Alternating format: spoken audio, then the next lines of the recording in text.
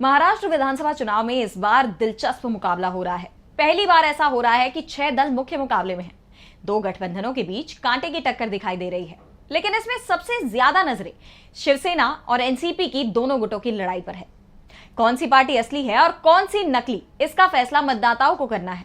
तो कितनी सीटों पर शिवसैनिक और कितनी सीटों पर एनसीपी के उम्मीदवार हैं आमने सामने, देखिए ये रिपोर्ट। महाराष्ट्र विधानसभा चुनाव में नामांकन पत्रों की जांच का काम पूरा हो गया है और इसके बाद अब चुनाव को लेकर तस्वीर साफ होती दिखाई दे रही है। 288 सदस्यों वाली विधानसभा में कई सीटें ऐसी हैं जहां शिवसेना और एनसीपी के दोनों खेमे के उम्मीदवार आमने सामने हैं।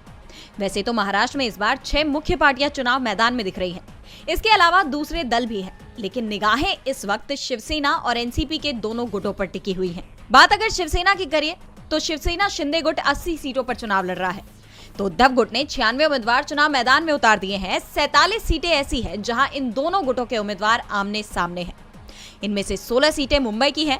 शिवसेना बनाम शिवसेना में सबसे ज्यादा निगाहें 2 सीटों पर है, जिनमें एक सीट वर्ली की है, जहां से उद्धव ठाकरे के बेटे आदित्य ठाकरे उम्मीदवार हैं और शिंदे गुट ने उनके सामने मिलिंद देवड़ा को उतारा है। 2019 में मनसे ने इस सीट पर आदित्य ठाकरे का समर्थन किया था, लेकिन इस बार राज ठाकरे की पार्टी ने भी संदीप पाटिल देशपांडे को टिकट दिया है। तो दूसरी तरफ कोपरी सीट पर एकनाथ शिंदे के खिलाफ उद्धव ठाकरे ने केदार दिघे को टिकट दिया है, जो एकनाथ शिंदे के राजनीतिक गुरु आनंद दिघे के भतीजे हैं। शिवसेना की तरह एनसीपी के दोनों गुटों के बीच भी दिलचस्प लड़ाई दिखाई दे रही है। एनसीपी की तरफ से अजित गुट के 53 उम्मीदवार चुनाव लड़ रहे हैं, तो शरद गुट से 86 उम्मीदवार चुनावी मैदान में हैं। राज्य की 36 सीटों पर इन दोनों गुटों के उम्मीदवारों के बीच आमने सामने की लड़ाई है।